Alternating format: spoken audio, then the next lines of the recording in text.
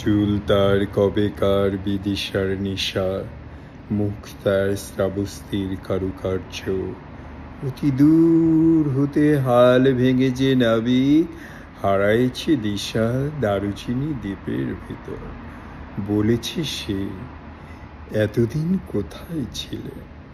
পাখির নীরের মতো চোখ তুলে নাটোরের বনলতা সে। মা বাবারির মাঝি নাদের আলী বলেছিল, বড় হও দাদা ঠাকুর, তোমায় আমি 3 প্রহরীর বিল দেখাতে নিয়ে যাব।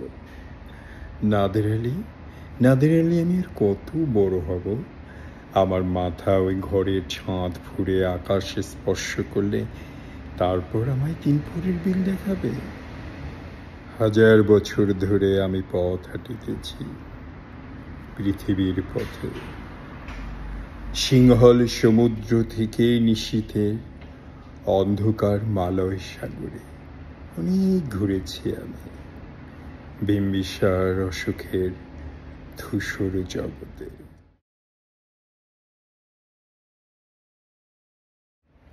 আমি একদিনও না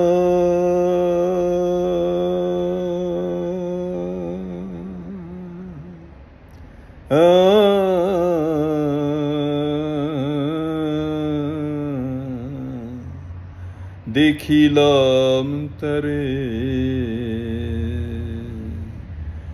বাড়ির পাশে আরশিনগর,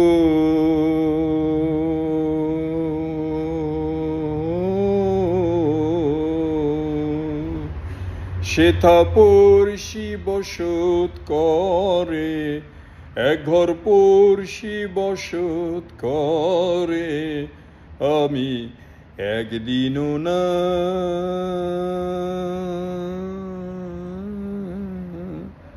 ওপারের ডাক যদি আসে, শেষ খেয়া হয় পারি দিতে, মরণ সে তো কোনদিনও পারবে না কভু কেড়ে নিতে। ও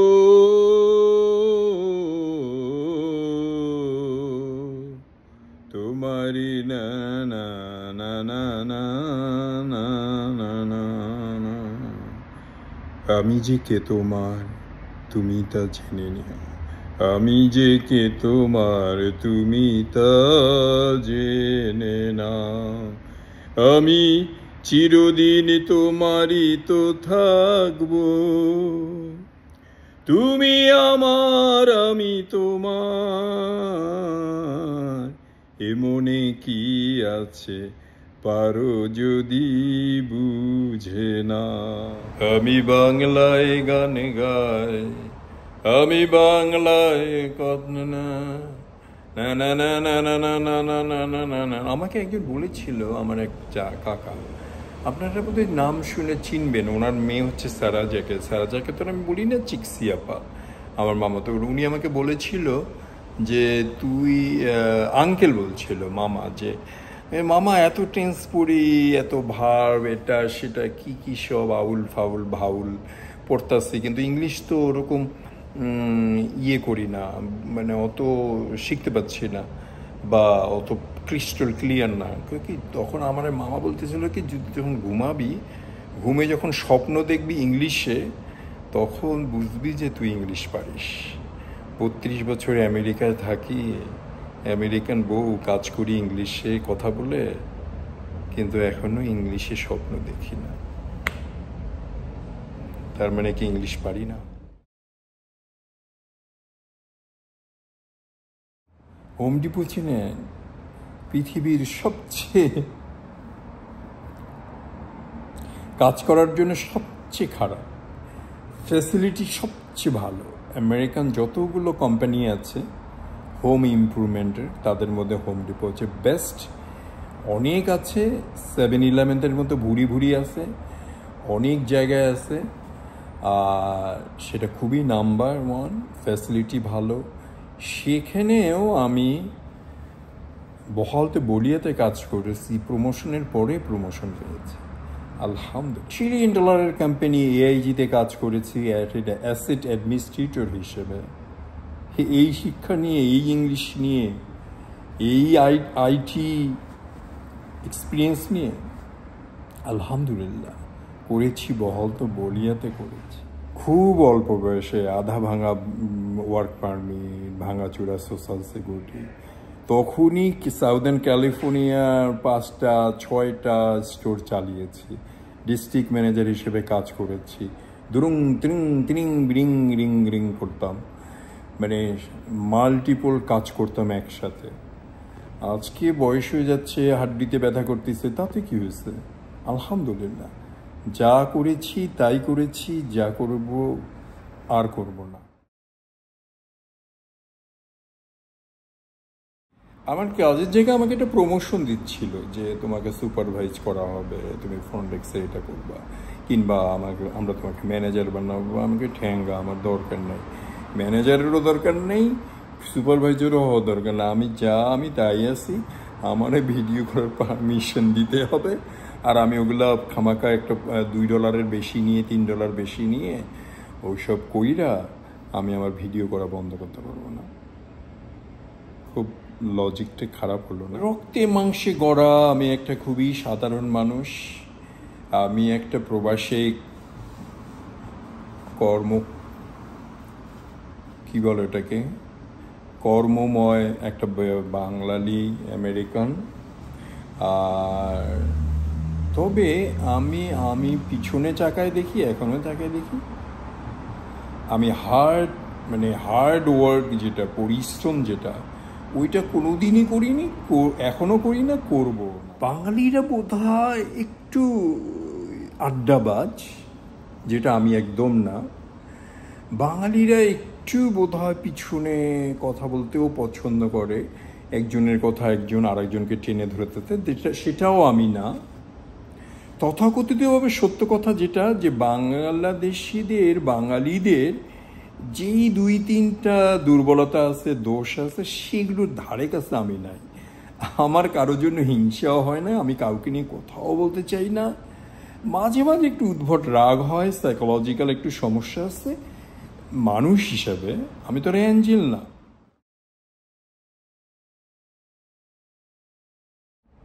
আবার দেখেন, যেখানেই যাই আমরা, ওনারা একটা ডিনারের ব্যবস্থা করে, তারপরে লাঞ্চের ব্যবস্থা করে, পিকনিক হয়, হুদাহুদি ফ্রি খাওয়ায়। আর যারা জায়গাগুলো অ্যারেঞ্জ করে, যেমন গরম তেমন বাইরে, এই কষ্টের মধ্যে কষ্ট স্বীকার করে কমিউনিটির জন্য সার্ভিস দেয়, ওইটা ফেসবুকে একটু পোস্ট করার জন্য আমাকেও হুদাহুদি গুরুত্ব দেয়। আমি কোনো সাংবাদিকও না, আমার ভিডিও আহামরি ওই রকম কিছু হয় না।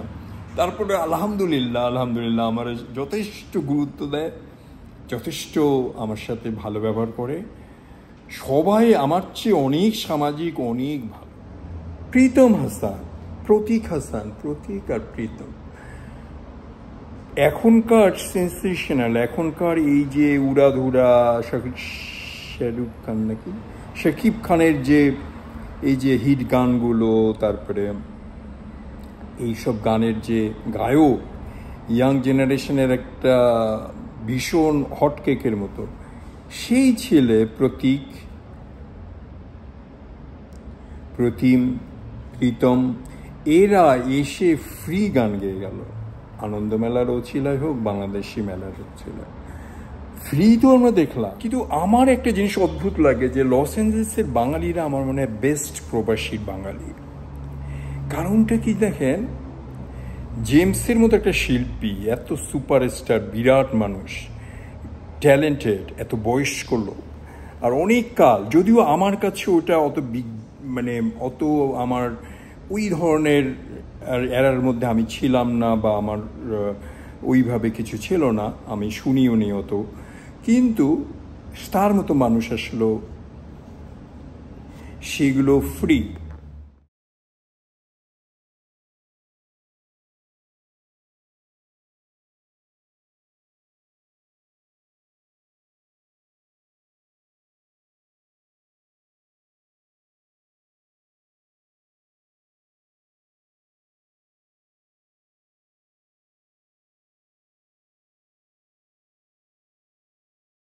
আমি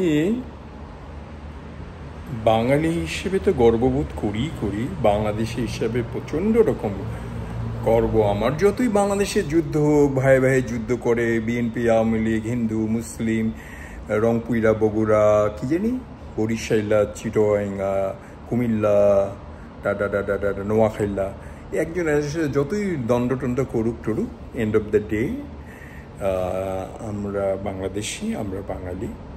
আর আমাদের বিদেশেও একই ঘটনা, এই এক একজনের এক এক কাহিনী, এক একজনের এক এক রকম মতভেদ। তো এটা তো হবেই, এটা তো স্বাভাবিক, এটাই সত্য, এটাই সুন্দর। সুপারম্যান চলতেছে, জুরাসিক পার্ক চলছে, F1 চলছে, আবার শুনতেছে অ্যাভাটার আসতেছে। বাপরে বাপ, একজনের ভালোবেসে ভেঙে যাচ্ছিল জেনে আমার জন্য কত মাথা ব্যথা। আর ঠিক আছে, একটু গুরুত্ব দিয়ে, একটু শ্রদ্ধা দিয়ে বারবার বলছিল যে আমার এই হয়েছে, সেই হয়েছে, কান্নাকাটিও করছে, ছেলে মানুষও করছে, সব বলছে। কিন্তু আমার ওপিনিয়ন, আমার সিদ্ধান্ত বা আমার ইন্টারফেয়ার করা কি ঠিক হয়েছে?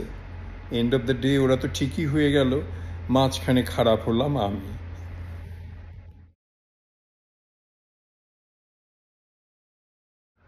আমাদের এখানে একটা লোকাল শিল্পী, অত্যন্ত প্রতিভাবান, তো ওনারে আমি খুব অনধিকার চর্চা করতাম। সব সময় দেখা হইলেই বলতাম, কখনো আপা ডাকি, কখনো ভাবি ডাকি, কখনো নাম ধরে ডাকি।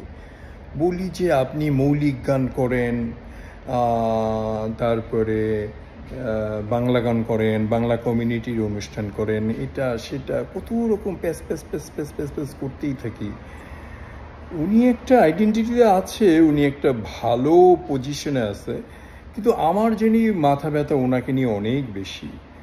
তো একদিন, 2 দিন, 1 সপ্তাহ, 1 মাস, 2 বার, 4 বার, অনেকবার সহ্য করতে করতে শেষে আমাকে বলল, আমি যেখানে আছি আমি ওখানেই ভালো আছি, আর আমি সন্তুষ্ট। তখন আমার খুব ভাল লাগলো ব্যাপারটা। আমি আমাকে নিয়েও সন্তুষ্ট, কিন্তু অন্যদের ব্যাপারে এত মাথা ব্যথা করার কোনো দরকার ছিল কি? একজন খুব দুঃখ করে বলল, আঙ্কেল এত এত ফালতু ভিডিও করেন, জেমসের নিয়ে একটু রিলও করলেন না, জেমসকে নিয়ে একটা ভিডিও করলেন না, এত বড় একটা স্টার করলে আপনার ভিডিও ভাইরাল হয়ে যেত। তো আমি ভাইরাল হয়ে কি করব? মানুষের ধার করা ভাইরাল হয়ে লাভ আছে? আমি তাতেই খুশি। একটা নতুন গান আমি তৈরি করব, তাই অনেকদিন ধরে ভাবছি।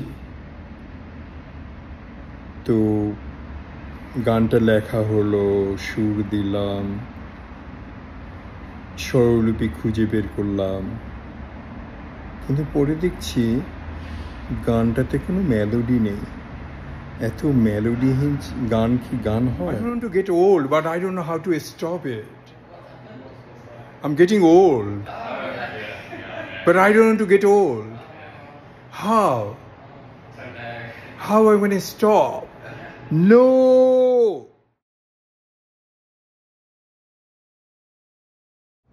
এত সুন্দর আকাশ, এত সুন্দর পানি, আর এত সুন্দর সূর্য কোথায় পাও? আমি তো কোনো পাপ খুঁজে পাই না। আমি বনফুল কোনোদিনই ছিলাম না, কিন্তু কোনো গোলাপ গাছের গোলাপও ছিলাম না। তাই অনেক সুন্দর সুন্দর হাজারি হাজারি হাজারি হাজারি হাজার ফুলের একটা তোড়া, ওটাকে বলে হাজারি ফুল। যাদের সাথে মন সয় না, যাদের সাথে উল্টাপাল্টা কথাবার্তা, যাদের দেখলে খুব একটা ভালো লাগে না, তাদের থেকে দূরত্ব বজায় রাখাই ভালো।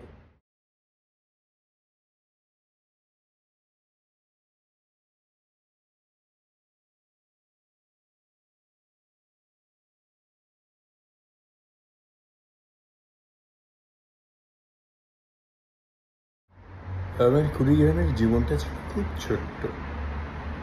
আমার আমেরিকার জীবনটা 1000 বছরের জীবন। আর এখানে সেখানে কোথাও না কোথাও কোনোভাবে সময় পার করে দিয়েছি। পিছনে না তাকিয়ে সামনের দিকে তাকিয়ে আছে, কিন্তু সামনের স্বপ্ন আর দেখছি না, আর নতুন কোনো প্ল্যান করছি না। যা আছি তাই আছি, ভালোভাবে চলছি আলহামদুলিল্লাহ। যদি থাকি নসিবে আপনি আপনি আসিবে, ভুল করে মন কি, পরের লাইনটা কি, প্রত্যেকটা সময়ের আলাদা একটা সৌন্দর্য আছে। একটু একটু চুল পাকছে তাতে কি, হাড্ডি কুট্টিতে ব্যথা করে তাতে কি, এরকম তো সারা জীবন ছিল না। এখন একটু এখানে এখানে তো হবেই, যা হবে তাই হবে, উপরওয়ালার মর্জি। টেলিফোনের তার ছিঁড়ে গেছে, তাই টেলিফোন করতে পারতেছি না।